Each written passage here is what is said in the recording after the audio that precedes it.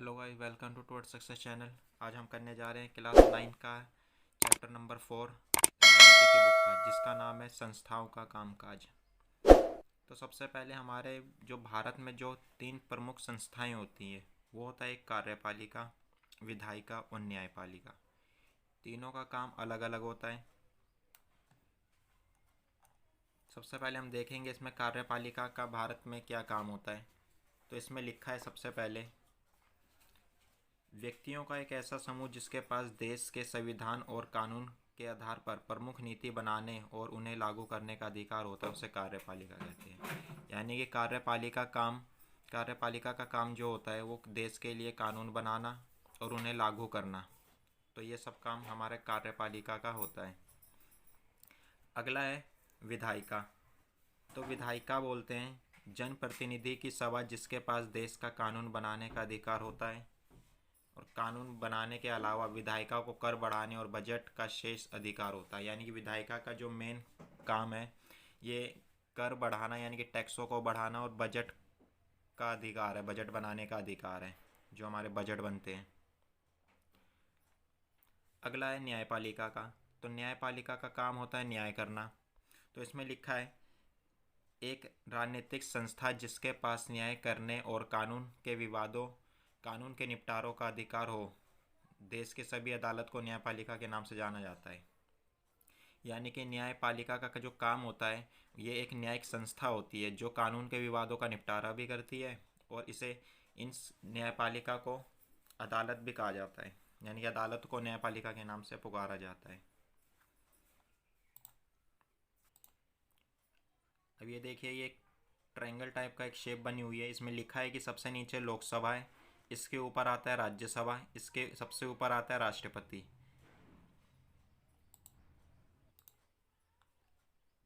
अब हम इस चैप्टर में नया टॉपिक पढ़ेंगे, संसद। तो संसद क्या होता है? तो लिखा है संसद एक ऐसा मंच है जहां नागरिकों द्वारा चुने हुए प्रतिनिधि कानून निर्माण का कार्य करते हैं। यानी संसद के अंदर जो हम नेता वगैरह को चुनते हैं वो क्या करते हैं? कानून निर्माण का कार्य करते हैं, यानी कानून बनाने का कार्य करते हैं।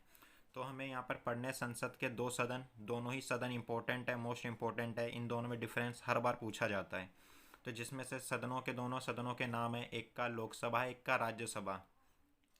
तो लोकसभा को हम लोअर हाउस बोलते हैं, याद रखना, ला से लोक और ला से लोअर। तो लोकसभा को लोअर हाउस कहा जाता है और राज्यसभा को अपर हाउस कहा जाता है। अब आगे हम पढ़ेंगे इसमें लोकसभा के बारे में। तो लिखा है लोकसभा लोअर हाउस। तो इसमें फर्स्ट पॉइंट लिखा है लोकसभा में कुल 543 सदस्य होते हैं। दूसरा है लोकसभा के सदस्यों का कार्यकाल 5 साल का होता है। नेक्स्ट है लोकसभा के सदस्य का चुनाव लोगों द्वारा प्रत्यक्ष रूप से होता है, यानी कि हम जब वोट डालने जाते हैं तो हम लोकसभा के मेंबर्स को चुनते हैं। नेक्स्ट है अधिकार मामले में सर्वोच्च अधिकार होता है, यानी कि लोकसभा को सबसे ज़्यादा अधिकार प्राप्त हैं। अगला लिखा है संसद सदस्य अधिक होने के कारण विचारों को प्राथमिकता की संभावना, यानी कि लोकसभा में मेंबर जो होते हैं या जो सदस्य होते हैं वो राज्यसभा से अधिक होते हैं, जिसके कारण इनके विचारों को यहाँ पर प्राथमिकता मिलने की संभावना ज़्यादा होती है। नेक्स्ट है पैसों के मामले में अधिक अधिकार, यानी कि जो लोकसभा है वो पैसे के मामले में, यानी कि जो बजट वगैरह बनाए जाते हैं उनके मामले में इनको ज़्यादा अधिकार होते हैं। आगे लोकसभा मंत्री परिषद पर नियंत्रण रखती है। जो मंत्रियों की परिषद होती है, यानी जो मंत्रियों का समूह होता है उसको मंत्री परिषद कहते हैं। तो लोकसभा मंत्री परिषद पर नियंत्रण भी रखती है। नेक्स्ट है राज्यसभा। राज्यसभा को अपर हाउस कहा जाता है। लिखा है राज्यसभा में कुल 250 सदस्य होते हैं। इनके सदस्यों का कार्यकाल 6 साल का होता है। याद रखना, उसमें लोकसभा में 5 साल का था, इसमें 6 साल का है। लिखा है राज्यसभा के सदस्य का चुनाव अप्रत्यक्ष रूप से होता है। यानी कि अप्रत्यक्ष रूप का मतलब ये है कि जैसे हम लोकसभा में जो सदस्य चुनते हैं वो हम प्रत्यक्ष रूप से चुनते हैं, और इसमें अप्रत्यक्ष रूप से इसलिए क्योंकि जो हमारे एमपी एमएलए होते हैं वो वोटिंग करते हैं। सदस्यों की कमी से विचारों को प्राथमिकता न मिलने की संभावना होती है। इनके विचारों को प्राथमिकता कम मिलती है क्योंकि इसमें 250 सदस्य हैं, वहाँ पर 543 है। पैसों के मामले में कम अधिकार होता है। मंत्री परिषद पर सीधा नियंत्रण नहीं होता। अब हम देखेंगे लोकसभा बनाम राज्यसभा। बनाम का मतलब होता है वर्सेस लोकसभा वर्सेस राज्यसभा। तो इसको दोनों में, इस टॉपिक में दोनों को कंपैरिजन करके बता रखा है। लिखा है राज्यसभा को कभी कभी अपर हाउस और लोकसभा को लोअर हाउस कहा जाता है, हमने पढ़ रखा है ऊपर। राज्यसभा लोकसभा से अधिक प्रभावशाली होता है। अगला है अधिकार मामलों पर सर्वोच्च अधिकार लोकसभा के पास होता है, यानी कि सबसे ज़्यादा अधिकार लोकसभा के पास होता है। आगे किसी भी सामान्य कानून को पारित करने के लिए दोनों सदनों में ज़रूरत होती है। यानी कि किसी भी कानून को पास करना है तो दोनों सदनों की अधिक महत्वपूर्ण ज़रूरत होती है। लेकिन अगर दोनों सदन के बीच कोई मतभेद हो तो अंतिम फैसला दोनों में संयुक्त अधिवेशन में लिया आता है। अगर किसी कानून को पास करने में दिक्कत आ रही है तो दोनों का अधिवेशन जो होगा, जो मीटिंग होगी, दोनों की साथ बुलाई जाएगी। इसमें दोनों सदनों के सदस्य एक साथ बैठते हैं और जो भी सदस्य होंगे लोकसभा और राज्यसभा के, वो सब एक साथ बैठेंगे। सदस्यों की संख्या अधिक होने के कारण इसी तरह की बैठक में लोकसभा के विचार को प्राथमिकता मिलने की संभावना होती है। तो इस प्रकार जो वहाँ उनको प्राथमिकता ज़्यादा मिली जाती है क्योंकि लोकसभा के सदस्य राज्यसभा के सदस्य से।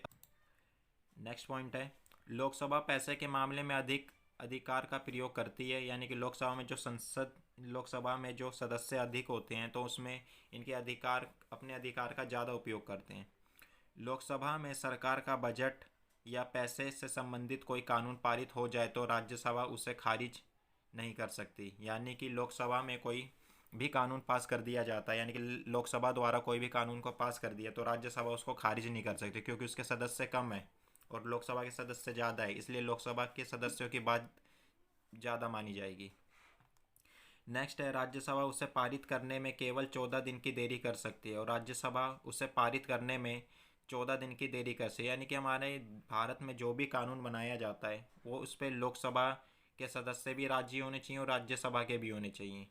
अगर देरी राज्यसभा उसको पास करने में ज़्यादा से ज़्यादा देरी 14 दिन की कर सकता है, 14 दिन से अधिक नहीं करेगा। नेक्स्ट है यह लोकसभा का अधिकार है कि वह उन सुझावों को माने या ना माने। अगला है लोकसभा मंत्रिपरिषद पर नियंत्रण करती है। सिर्फ वह व्यक्ति प्रधानमंत्री बन सकता है जिसे लोकसभा में बहुमत हासिल हो, यानी कि प्रधानमंत्री बनने के लिए लोकसभा में जो पूरे बहुमत होना चाहिए उसको हासिल होगा तभी वो व्यक्ति प्रधानमंत्री। अगर आधे से अधिक लोकसभा के सदस्य नहीं हो हैं तो प्रधानमंत्री समेत सभी मंत्री को पद छोड़ना होगा और राज्यसभा को यह अधिकार हासिल नहीं है। तो ये क्वेश्चन ज़रूर आ सकता है कि लोकसभा और राज्यसभा में अंतर क्या है। अब आता है कि हमें संसद की आवश्यकता क्यों पड़ती है। लिखा है किसी भी देश में कानून बनाने का अधिकार संसद का होता है, इसलिए हमें संसद की आवश्यकता पड़ती है।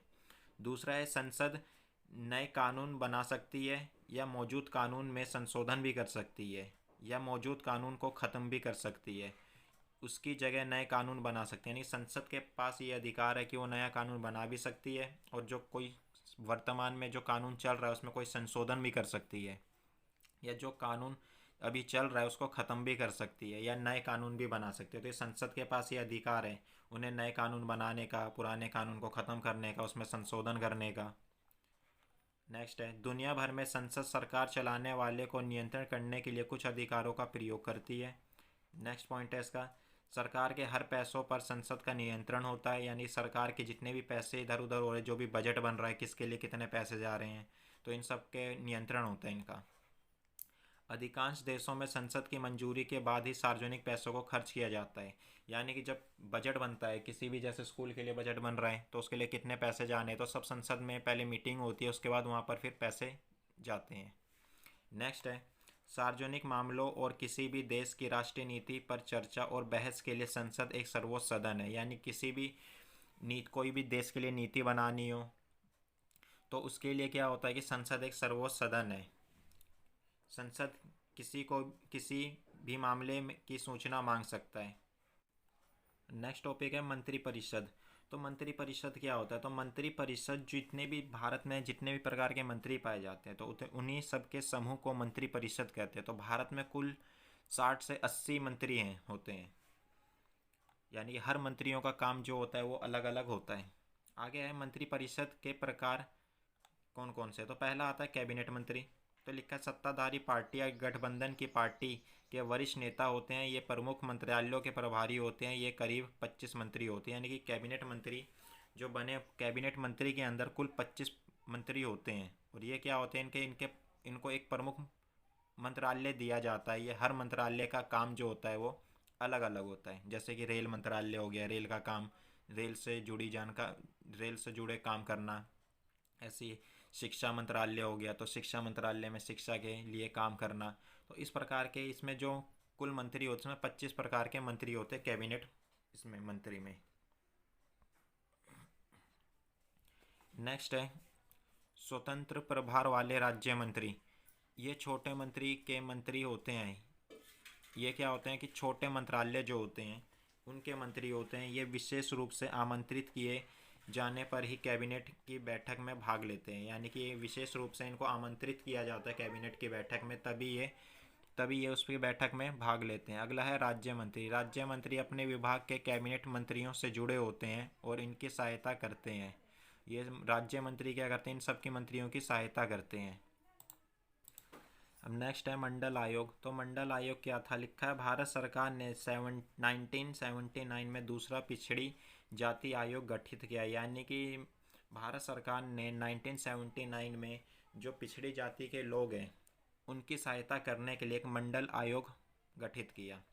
और लिखा है कि इसकी अध्यक्षता बीपी मंडल ने की थी और इसी कारण से इसे आमतौर पर मंडल आयोग कहा जाता है। इसका कार्य समाज में पिछड़े वर्गों को पहचानना और उनका पिछड़ापन दूर करना। यानी कि जो भी हमारे भारत में पिछड़े जाति पाई जाती है उनको पहचानना, उनका पिछड़ापन दूर करने का कार्य मंडल आयोग का होता है। अब नेक्स्ट है न्यायपालिका। अगला टॉपिक है ये हमारा। लिखा है भारतीय प्रशासन व्यवस्था में न्याय करने का काम न्यायपालिका का होता है। यानी कि जो हमने भारत की 3 प्रमुख संस्थाएं पढ़ी, कार्यपालिका, विधायिका, न्यायपालिका, तो तीनों का काम अलग अलग है। कार्यपालिका काम है कानून बनाना, उसको लागू करना। विधायिका का काम है कोई भी बजट है उसको बनाना या किसी कर को बढ़ाना। न्यायपालिका काम है न्याय करना। तो अब हमें यहाँ पे न्यायपालिका के बारे में पढ़ना है कि और इसका कितने प्रकार की न्यायपालिका भारत में पाई जाती है ये पढ़ना है। तो लिखा भारतीय प्रशासन व्यवस्था में न्याय करने का काम न्यायपालिका का होता है। क्या भारत में न्यायपालिका के प्रकार, अब भारत में कितने प्रकार की न्यायपालिका पाई जाती है। तो पहला है सबसे पहले सर्वोच्च न्यायालय। ये सबसे उच्च लेवल का न्यायालय होता है, सबसे हाई लेवल का होता है और ये पूरे भारत में एक ही होता है। सर्वोच्च न्यायालय पूरे देश के लिए एक होता है। यह न्यायालय सभी न्यायालयों से बड़ा न्यायालय माना जाता है। यानी पूरे भारत में ये एक ही न्यायालय पाया जाता है और इसी के अंडर में बाकी के सारे न्यायालय आते हैं। और ये जो सर्वोच्च न्यायालय है ये दिल्ली में स्थित है। अगला है उच्च न्यायालय। कह रहा है उच्च न्यायालय भारत के प्रत्येक राज्य में होता है। जैसे कि भारत में टोटल 28 राज्य हैं तो 28 उच्च न्यायालय होने चाहिए, परंतु भारत में कुल जो है 25 उच्च न्यायालय। वो कारण ये है कि कुछ राज्य भारत के इतने छोटे हैं जिनके लिए एक अलग से न्यायालय नहीं बनाया जा सकता, तो इसलिए कुछ 2-3 का समूह बनाकर एक उच्च न्यायालय बनाया गया, 2-3 राज्यों का एक ही। इसलिए भारत में कुल 25 उच्च न्यायालय हैं। नेक्स्ट है जिला न्यायालय। तो जिला न्यायालय क्या होता है, जिला न्यायालय जिला स्तर का न्यायालय होता है। यह न्यायालय प्रत्येक जिला में पाया जाता है। यानी कि हर जिले में तुम्हारा जिला न्यायालय पाया जाएगा। यह न्यायालय निम्न वर्ग का न्यायालय होता है। यानी सबसे लोअर जो कोर्ट होता है हमारा जिला न्यायालय ही होता है। डिस्ट्रिक्ट कोर्ट बोलते हैं इसको इंग्लिश में। अब हमें नेक्स्ट टॉपिक पढ़ना है भारत का राष्ट्रपति बनने के लिए अनिवार्य योग्यताएं क्या हैं। यानी कि सबसे पहले हमें यहाँ पर यह जानना पड़ेगा कि राष्ट्रपति होता कौन है। तो राष्ट्रपति जो होता है ये देश का मुखिया होता है। जैसे घर का मुखिया होता है ऐसे ये देश का मुखिया होता है राष्ट्रपति। तो अगर डेफिनेशन आएगी राष्ट्रपति कौन है तो हम लिखेंगे राष्ट्रपति देश का मुखिया होता है। तो इसमें राष्ट्रपति बनने के लिए क्या क्या योग्यताएं होनी चाहिए, क्या क्या क्वालिटीज़ होनी चाहिए। तो पहला है इसमें भारत का नागरिक होना चाहिए वो व्यक्ति। दूसरा है आयु 35 वर्ष से अधिक हो, दिवालिया या सजायुक्त ना हो, किसी सरकारी लाभ पद पर कार्यरत ना हो, लोकसभा का सदस्य बनने योग्य हो। अब नेक्स्ट है राष्ट्रपति के कार्य एवं शक्तियाँ। अब राष्ट्रपति जो है वो देश का मुखिया तो है ही, उसके हमने ये भी पढ़ लिया कि उसके लिए राष्ट्रपति बनने के लिए क्या क्या योग्यताएं होनी चाहिए। अभी हमें ये पढ़ना है कि राष्ट्रपति के कार्य क्या हैं और उसकी शक्तियाँ क्या हैं। तो लिखा है पहले में किसी भी बिल को कानून बनाने के लिए राष्ट्रपति के हस्ताक्षर अनिवार्य है। यानी कोई भी संसद में बिल पास हो जाता है लोकसभा या राज्यसभा में, अगर उसको कानून बनाना है तो उस पर राष्ट्रपति के हस्ताक्षर जरूर होने चाहिए। अगर राष्ट्रपति के हस्ताक्षर नहीं होंगे तो वो कानून नहीं बनेगा। अगला है, भारत के रक्षा बलों का सुप्रीम कमांडर होता है, यानी कि रक्षा बल जो होता है भारत में, जो भी आर्मी होती है सबके, ये क्या होता है, सुप्रीम कमांडर होता है। राष्ट्रपति प्रधानमंत्री को नियुक्त करता है और प्रधानमंत्री की सलाह पर मंत्रिपरिषद नियुक्त करता है। आगे लिखा है, सभी अंतर्राष्ट्रीय संधि और समझौते राष्ट्रपति के नाम पर होते हैं, यानी कि भारत में जितने प्रकार की संधियां पाई जाती है वो सब कि सब राष्ट्रपति के नाम पर ही होते हैं, और जितने भी समझौते होते हैं वो सब के सब हमारे भारत के राष्ट्रपति के नाम पर होते हैं। नेक्स्ट है, सभी प्रमुख फैसले और नियुक्तियां राष्ट्रपति के नाम पर होते हैं। सभी सरकारी गतिविधि राष्ट्रपति के नाम पर होते हैं। अब नेक्स्ट है, न्यायिक समीक्षा किसे कहते हैं? तो लिखा है, सर्वोच्च न्यायालय और उच्च न्यायालय को देश का संविधान की व्याख्या कराने का अधिकार है। यानी कि सर्वोच्च न्यायालय और उच्च न्यायालय क्या कर सकती है? संविधान की व्याख्या करा सकती है। यदि विधायिका का कोई कानून या कार्यपालिका का कोई कार्यवाही संविधान के खिलाफ है, यानी कि कार्यपालिका और विधायिका ने कोई ऐसा बजट या कोई कानून ऐसा पास कर दिया जो संविधान के खिलाफ है, तो वे केंद्र और राज्य पर ऐसे कानून को अमान्य घोषित कर सकती है। तो इसी को न्यायिक समीक्षा कहते हैं। यानी कि जो कार्यपालिका और विधायिका द्वारा कोई भी बजट या कोई भी कानून पास कर दिया जाता है जो संविधान के खिलाफ है, तो न्यायपालिका उसको अमान्य घोषित कर सकती है राज्य और केंद्र स्तर पर। तो उसी को न्यायिक समीक्षा कहा जाता है। अगला है, कार्यालय ज्ञापन क्या है? तो लिखा है, 13 अगस्त 1990 के दिन भारत सरकार ने एक आदेश जारी किया। इसे कार्य ज्ञापन कहा जाता है। इस सरकारी आदेश में यह घोषणा की गई कि सरकारी पदों और सेवाओं में 27% रिक्तियां सामाजिक दृष्टि से पिछड़े वर्गों के लिए आरक्षित की जाएगी। यानी कि कार्य ज्ञापन क्या था? 13 अगस्त 1990 के दिन को जारी किया गया था, और इसमें ये बात रखी गई थी कि 27% जो रिक्तियाँ हैं वो सामाजिक दृष्टि से जो पिछड़े वर्ग हैं उनके लिए आरक्षित किए जाएंगे। अब नेक्स्ट देखते हैं, कुछ नोट्स है हमारा। लिखा है नोट्स में, राष्ट्रपति राष्ट्राध्यक्ष होता है और औपचारिक रूप से देश का सबसे बड़ा अधिकारी होता है। यानी कि राष्ट्रपति जो होता है वो देश का मुखिया माना जाता है। प्रधानमंत्री के बारे में लिखा है, प्रधानमंत्री सरकार का प्रमुख होता है। यानी प्रधानमंत्री जो होता है सरकार का प्रमुख कह सकते हैं, या उसको सरकार का मुखिया भी कह सकते हैं। तो सबसे बड़ी पोस्ट प्रधानमंत्री होती है। प्रधानमंत्री के लिए बनने की योग्यताएं जो होती है वो भारत का नागरिक होना चाहिए, और 25 वर्ष की कम से कम उम्र होनी चाहिए, और लोकसभा में पूर्ण बहुमत हासिल होना चाहिए। तो ये सब इसके बनने के लिए योग्यताएं हैं। आगे संसद में राष्ट्रपति और दोनों सदन होते हैं, लोकसभा और राज्यसभा। यानी कि संसद में जो होता है, संसद में 2 सदन होते हैं और राष्ट्रपति होता है। और आगे है, प्रधानमंत्री को लोकसभा के सदस्य के बहुमत का समर्थन हासिल होना चाहिए। यानी कि प्रधानमंत्री तभी बन सकते हैं जब लोकसभा में उसे बहुमत हासिल है। आगे है, संसद के 2 सदन होते हैं, उसे चैम्बर कहते हैं। संसद के जो 2 सदन होते हैं उसको चैम्बर भी कहा जाता है, ये एक अलग नाम है सदन का। आगे है, राज्यसभा को काउंसिलिंग ऑफ स्टेट कहते हैं, और लोकसभा को हाउस ऑफ पीपल्स कहते हैं। आगे है, राष्ट्रपति संसद का हिस्सा नहीं होता है। हालांकि वह दोनों में से किसी भी सदन का हिस्सा नहीं होता, इसलिए संसद के फैसले में राष्ट्रपति की मंजूरी के बाद ही लागू होता है। यानी कि जो राष्ट्रपति जो होता है, संसद में 3 लोग होते हैं, एक होता है राष्ट्रपति, और एक होगा लोकसभा, एक राज्यसभा। मगर जो राष्ट्रपति होता है वो सरकारी रूप से उसका मेंबर नहीं होता है, इसलिए किसी भी कानून को पास करने के लिए राष्ट्रपति के हस्ताक्षर चाहिए होते हैं। अगर लोकसभा से कोई भी कानून पास कर दिया जाए और वो राष्ट्रपति के पास आता है, तो उसे 1 या 2 हफ्ते के लिए वो डिले कर सकता है, मगर उसे फिर और उसको दोबारा से पुनः विचार के लिए लोकसभा में भेज सकता है। मगर वहाँ से दोबारा से पास होकर वही कानून राष्ट्रपति के पास आ जाए तो उससे फिर उस कानून पर हस्ताक्षर करने ही पड़ेंगे।